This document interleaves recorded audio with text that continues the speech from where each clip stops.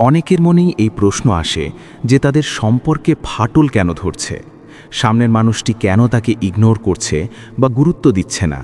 যদি উত্তর দেয়ও তবে খুব ছোট করে বা কম করে দেয়, আর তারপর অদৃশ্য হয়ে যায়। অনেক সময় ঘন্টার পর ঘন্টা কোনো প্রতিক্রিয়া মেলে না। এতে মনে হয় যেন আমাদের কোনো কদরই নেই, আর এর প্রভাব আমাদের মানসিক ও শারীরিক স্বাস্থ্যের ওপর পড়ে। যদি আপনিও এমন পরিস্থিতির মুখোমুখি হয়ে থাকেন, তবে এই ভিডিওতে আমি আপনাকে 5টি বিষয় বলবো যেগুলো মেনে চললে আপনি নিজের অবস্থার পরিবর্তন ঘটাতে পারবেন। এই কথাগুলো বোঝার পর আপনারও মনে হবে যে মানুষটি আগে আপনাকে ইগনোর করছিল সে এখন আপনার প্রতি আকৃষ্ট হচ্ছে এবং আপনার সঙ্গে কথা বলার জন্য উদ্গ্রীব হয়ে আছে। তাই ভিডিওটি শেষ পর্যন্ত দেখুন, যাতে আপনি জানতে পারেন কিভাবে আপনি নিজের অবস্থার পরিবর্তন ঘটাতে পারেন। এখন মূল কথায় আসি। যদি কেউ আপনাকে ইগনোর করছে, গুরুত্ব দিচ্ছে না, সময় দিচ্ছে না, তবে এর পেছনে একটি মনস্তাত্ত্বিক কারণ থাকে। যখন কেউ আমাদের পেছনে ছুটে বেড়ায়, তখন আমাদের ভিতরের লুকানো অহংকার বা ইগো বেড়ে যায়। আমাদের ভালো লাগে যে কেউ আমাদের জন্য এতটা ব্যাকুল, কিন্তু যারা নিজের ইগো বা অহংকারে ডুবে থাকে তারা প্রায়ই অন্যদের সুযোগ নেয় কিংবা তাদেরকে নিজের মতো করে ম্যানিপুলেট করার চেষ্টা করে। এই পরিস্থিতিতে বোঝা জরুরি যে আপনাকে কি পদক্ষেপ নিতে হবে যাতে তার ইগো আপনার জন্য আর না বেড়ে যায়। যখন তার ইগো আপনার থেকে তৃপ্তি পাওয়া বন্ধ করবে, তখন সে নিজেই আপনার কাছে আসার চেষ্টা করবে। শেষ পর্যন্ত আমরা সবাই মানুষ এবং সবারই অনুভূতি আছে। শুধু পার্থক্য এটাই যে তারা আপনার মতো সহজে তাদের অনুভূতি প্রকাশ করে না। 1. প্রত্যাশা নিয়ন্ত্রণ ও দূরত্ব তৈরি। এই অবস্থার মোকাবিলা করার প্রথম ধাপ হল নিজের প্রত্যাশা কমানো। বুঝতে হবে যে সম্পর্কের মধ্যে আমরা সকলেই আমাদের সঙ্গীর কাছ থেকে কিছু আশা করি, তবে অনেক সময় সামনের মানুষের প্রত্যাশা বদলে যায়। তারা আপনাকে পেছনে ছুটিয়ে, কষ্ট দিয়ে বা কাঁদিয়ে আনন্দ পেতে শুরু করে, আর আপনি চান তার সঙ্গে সম্পর্কটি ভালো রাখতে। এমন পরিস্থিতিতে প্রথমেই নিজের প্রত্যাশার ওপর নিয়ন্ত্রণ আনুন। নিজেকে একটু সংযমী রাখুন এবং তাকে বুঝতে দিন যে আপনারও নিজের একটা গুরুত্ব আছে। যদি সে আপনার মূল্য না বোঝে, তবে নিজেকে একটু দূরে সরিয়ে নিন। যদি কেউ আপনাকে ইগনোর করছে, গুরুত্ব দিচ্ছে না, তবে যত বেশি আপনি তার পেছনে ছুটবেন সে ততই আপনার থেকে দূরে সরে যাবে। তাই যদি আপনি বারবার কল করছেন আর কোনো উত্তর পাচ্ছেন না, তবে কিছু সময়ের জন্য নিজেকে থামান। কয়েকদিনের জন্য তার সঙ্গে কথা বলা বন্ধ রাখুন। যখনই সে বুঝবে যে আপনি আর তার দিকে ছুটছেন না, সেদিন তার মধ্যেও সেই আগ্রহ আর টান আবার জেগে উঠবে। যদি সে সত্যিই আপনাকে ভালোবাসে, তবে এই অনুভূতি জাগার পর সে নিজেই এসে আপনার সঙ্গে কথা বলতে চাইবে। তবে এর জন্য আপনাকে ধৈর্য ধরতে হবে। অন্তত 3-4 দিন থেকে 1 সপ্তাহ পর্যন্ত এই কঠিন পদক্ষেপ নিতে হতে পারে। এই সময় আপনার আচরণে পরিবর্তন আনা জরুরি। যদি কেউ আপনার সঙ্গে এক ধরনের আচরণ করছে, তবে তার মোকাবিলা করার জন্য রিভার্স সাইকোলজির আশ্রয় নিন। 2. দুঃখের স্ট্যাটাস নয়, নিজের উন্নতিতে মন দিন। দ্বিতীয় গুরুত্বপূর্ণ বিষয় হল সোশ্যাল মিডিয়ায় দুঃখের স্ট্যাটাস বা স্টোরি দেওয়া বন্ধ করুন। সম্পর্কের সমস্যা হলে, যেমন ঝগড়া বা ব্রেকআপের পর, বেশিরভাগ মানুষ সোশ্যাল মিডিয়ায় দুঃখ ভরা স্ট্যাটাস দিতে থাকে।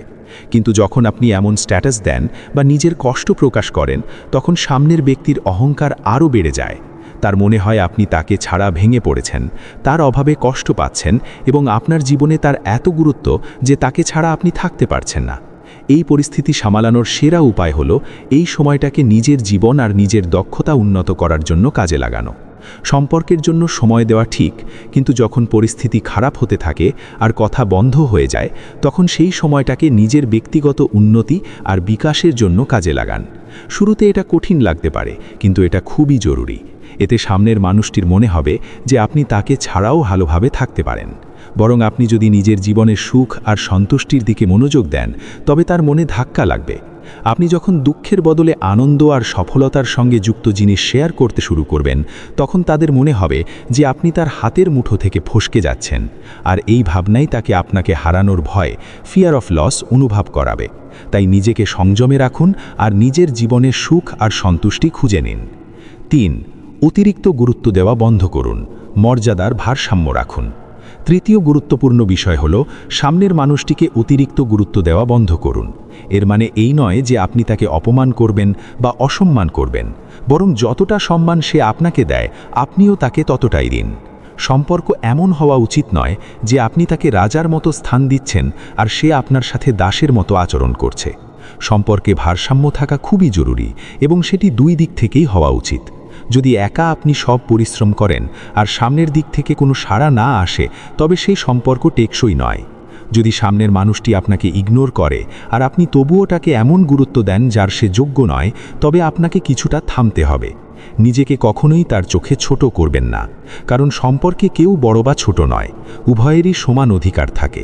তাই নিজের মর্যাদা বজায় রাখা এবং নিজের আত্মসম্মানকে সুরক্ষিত রাখা অত্যন্ত জরুরি। নিজের জীবনে নিজের পরিচয় এবং আত্মসম্মানকে অক্ষুণ্ণ রাখা অত্যন্ত গুরুত্বপূর্ণ। 4. আবেগের উপর নিয়ন্ত্রণ। নিজেকেই নিজের পৃথিবী বানান। Control your emotions. চতুর্থ এবং সবচেয়ে গুরুত্বপূর্ণ বিষয় হল নিজের আবেগের উপর নিয়ন্ত্রণ আনা। আসল খেলা তখনই শুরু হয় যখন আপনি নিজের আবেগ নিয়ন্ত্রণ করতে শেখেন। আপনি যদি আবেগগতভাবে পরিণত হন, তবে এই সমস্ত পরিস্থিতি সহজেই সামলাতে পারবেন। কিন্তু যদি আবেগের উপর নিয়ন্ত্রণ রাখতে না পারেন আর বারবার তার কাছে অনুরোধ করেন, যেমন প্লিজ একবার কথা বলো, একবার দেখা করো, তাহলে এটি আপনার আত্মসম্মানকে প্রচণ্ডভাবে ক্ষতিগ্রস্ত করে।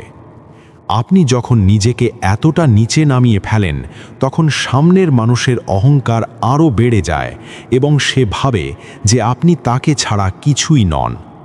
এই অবস্থা তখনই তৈরি হয় যখন আমরা নিজের মানসিকতা এমনভাবে গড়ে তুলি যে আমাদের পুরো পৃথিবী শুধুমাত্র সেই এক মানুষ।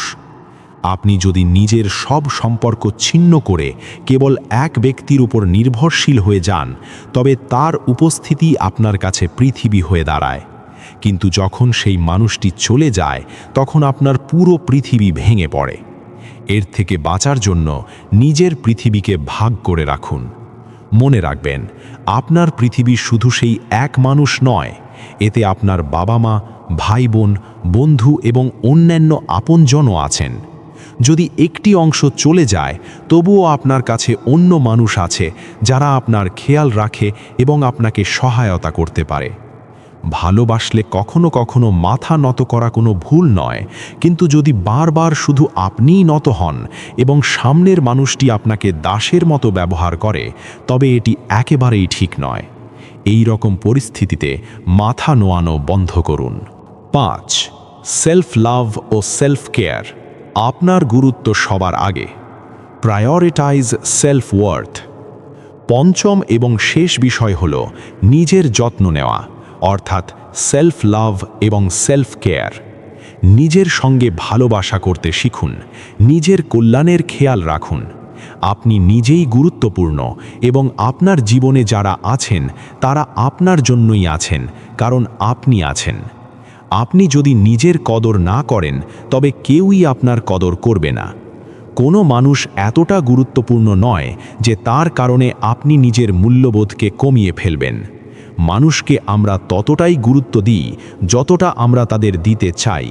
তাই নিজের যত্ন নেওয়া শুরু করুন এবং বুঝুন আপনি কতটা গুরুত্বপূর্ণ। আজ যদি আপনার মনে হয় যে সেই মানুষটাকে ছাড়া আপনার পৃথিবী ভেঙে যাচ্ছে, তবে নিজের জীবনের দিকে মন দিন এবং নিজেকে এগিয়ে নিয়ে যান। 4 থেকে 6 মাস পর যখন আপনি পেছনে ফিরে তাকাবেন, তখন বুঝতে পারবেন যে আপনি এমন এক অবস্থায় ছিলেন যা আসলে জরুরি ছিল না। স্টিভ জবস বলেছেন, ভবিষ্যতের দিকে তাকিয়ে আমরা জীবনের ঘটনাগুলিকে সংযুক্ত করতে পারি না, কিন্তু যখন পেছনে তাকাই তখন প্রত্যেকটি ঘটনার উদ্দেশ্য আমাদের কাছে পরিষ্কার হয়ে যায়।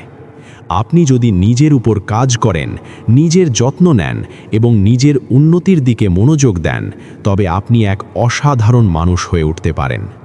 আপনি যদি এই 5টি বিষয়ে কাজ করেন, তবে পৃথিবীর কোনো মানুষই আপনাকে ছেড়ে যাওয়ার সাহস করবে না, বরং যে আপনার কদর করেনি বা আপনার মূল্য বোঝেনি, সে একদিন তার জন্য অনুতপ্ত হবে। তাই নিজের উপর কাজ শুরু করুন, কারণ আপনার নিজের গুরুত্বের চেয়ে বড় পৃথিবীতে আর কিছুই নয়। আশা করি এই ভিডিও থেকে আপনারা কিছু শিখতে পেরেছেন।